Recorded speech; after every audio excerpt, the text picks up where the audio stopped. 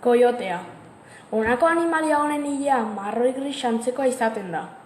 Horrela, beraren harrapakinari gehiago kostatzen zaio animalia hau identifikatzea. Ez da oso animalia handia. Beraren pisuaren bataz bestekoa 10 kilo eta 25 kilogramo artekoa da, eta neurriarena metro erdikoa. 15 urte betetzera iritsi daitezke, txakurrak eta otsoak baino gehiago.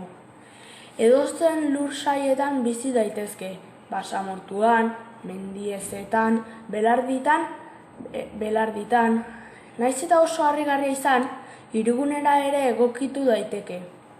Bere zaunkaren gaitik da oso ezaguna.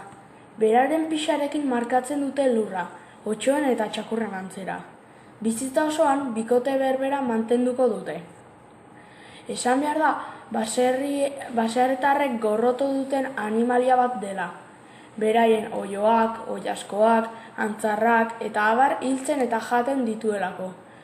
Dena den, gauza askotaz elikatzen da animalia haragi jale eta sarraski jale hau.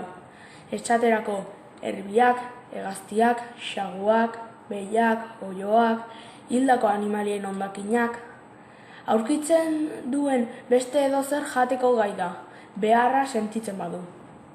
Kumeak udaberrian jaiotzen dira, janari gehien dagoen urtaroa delako. 6 bat kume edukitzen ditu aldiro.